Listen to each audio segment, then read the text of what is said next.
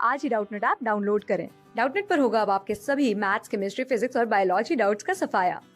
बस अपने क्वेश्चन की फोटो खींचो, उसे क्रॉप करो और तुरंत वीडियो सोल्यूशन पाओ। Download now.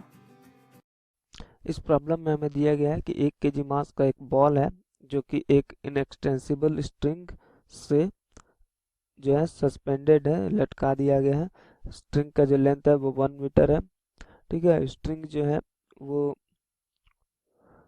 जा करके उसको एक पॉइंट ओ से अटैच किया गया है और ये जो है पॉइंट ओ जो है एक बार पे लाई करता है हॉरिजॉन्टल बार पर, जो कि हॉरिजॉन्टल बार जो है वो दो फिक्स्ड सपोर्ट्स ए और बी पे रखा हुआ है। ठीक है, अच्छा, बॉल को जो है हॉरिजॉन्टल से 30 डिग्री पे, ये हॉरिजॉन्टल से 30 डिग्री एंगल पे उसको रिलीज किया जाता है। ठीक है, इस बार का मास जो है वो 4 केजी है। दिया गया है कि हमें ये बताना है कि बार का जो डिस्प्लेसमेंट होगा वो कितना होगा जब ये मास जो है अपने दूसरे एक्सट्रीम पे पहुंचेगा, यानी कि एक एक्सट्रीम से छोड़ा गया है, जब वो मूव करेगा और जब अपने दूसरे एक्सट्रीम पे पहुंचेगा तो जो बार है वो कितना मूव कर चुका होगा। तो अगर हम देखें इसका फाइनल डायग्राम बनाएं तो इसकी वेलोसिटी फिर से जीरो तब होगी जब वो फिर से इसी हाइट पे पहुंचे, क्योंकि वर्क एनर्जी थ्योरम तो यही कहता है change in kinetic energy equals to work done by all the forces. तो यहाँ वर्क कौन कर रहा है? वर्क केवल ग्रेविटी कर रहा है। तो ग्रेविटी का हम चाहते हैं कि फाइनली जो है जो हमारा बॉब है उसकी वेलोसिटी जीरो हो जाए। ठीक है, क्योंकि तभी वो जाकर दूसरे एक्सट्रीम पे पहुंचेगा। तो वो कब होगा? जब फिर से उसी हाइट पे पहुंच जाए, ताकि ग्रेविटी का नेटवर्क जीरो हो जाए। ठीक है, तो अगर हम फाइनल सिचुएशन देखें तो ऐसा कुछ हो रहा होगा। ये जो हॉरिजॉन्टल बार है वो कुछ लेफ्ट की तरफ मूव किया होगा, तो ये ऐसा हुआ होगा। यहाँ पे ये है, बल्कि और बड़ा बना देते हैं। ठीक है,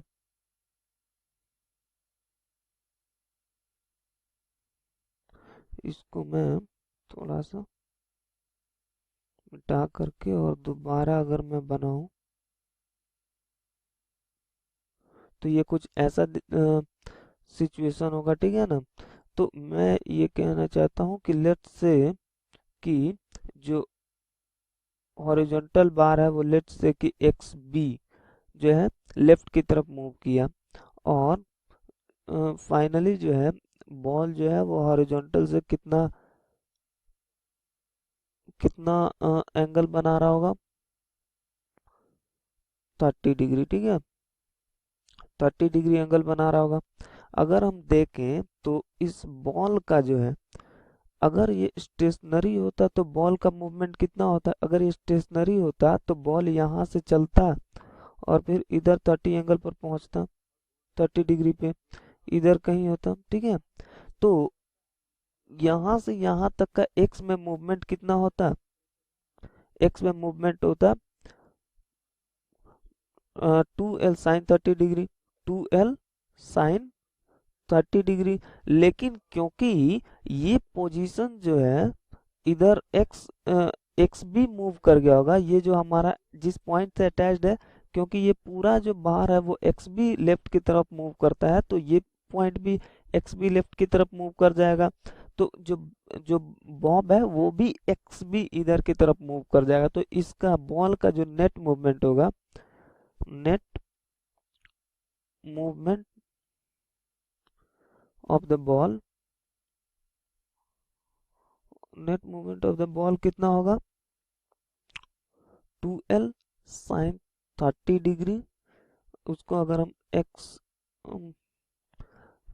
उसको एक्स कैपिटल भी बोल दें तो वो हो जाएगा 12 30 डिग्री माइनस ऑफ एक्स। ठीक है, minus of x small b. X small b क्या है? जो बार है उसका डिस्प्लेसमेंट है। ठीक है, तो ये पॉजिटिव एक्स एक्सिस के अलॉन्ग हुआ होगा। अगर हम इसको एक्स बोल दें, इसको वाई बोल दें, तो ये पॉजिटिव एक्स की तरफ ये आई कैप बोल देते हैं। और x b vector equal to minus of x b i cap होगा। ठीक है। अच्छा, अगर हम अपने सिस्टम को देखने की कोशिश करें तो ये हमारा जो है ये सिस्टम है, इस पे एक्स एक्सिस के अलोंग कोई भी एक्सटर्नल फोर्स नहीं लग रहा है। तो अगर एक्स एक्सिस के अलोंग कोई भी एक्सटर्नल फोर्स नहीं है तो net displacement of the centre of mass zero होना चाहिए, क्योंकि हमने इनिशियली रेस्ट से छोड़ा है तो initially centre of mass rest पे रहा होगा। अगर कोई भी एक्सटर्नल फोर्स नहीं है तो एक्सेलरेशन जीरो है, तो वो रेस्ट पे रहेगा हमेशा। तो हम अगर displacement of centre of mass का फॉर्मूला लिखें तो क्या लिखेंगे, mass of bar times x of bar plus of mass of ball x of ball divided by total mass कितना होगा, m b plus m capital b. ठीक है। सब कुछ एक्स में हो रहा है तो इसलिए हमने एक्स लिख दिया यहाँ पे।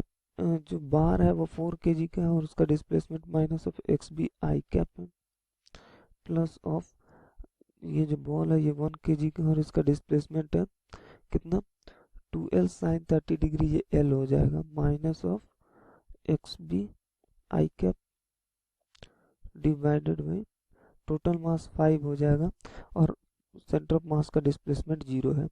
तो यहाँ से हमारा आ जाएगा 5xb इक्वल टू 1, यानी xb इक्वल टू 0.2 मीटर्स। ठीक है। तो जो नेट मूवमेंट होगा, नेट मूवमेंट किसका, इस बार का, वो कितना होगा, 0.2 मीटर्स होगा। तो हमारा कौन सा ऑप्शन करेक्ट है, बी ऑप्शन करेक्ट है। तो आंसर हो जाएगा हमारा बी। तो ये एक बहुत ही अच्छा क्वेश्चन है। क्लास 6 से 12 से लेके नीट, IIT, जेई मेंस और एडवांस के लेवल तक 10 मिलियन से ज्यादा स्टूडेंट्स का भरोसा। आज ही डाउनलोड करें डाउटनेट ऐप या व्हाट्सएप कीजिए अपने डाउट्स 8400 400 400 पर।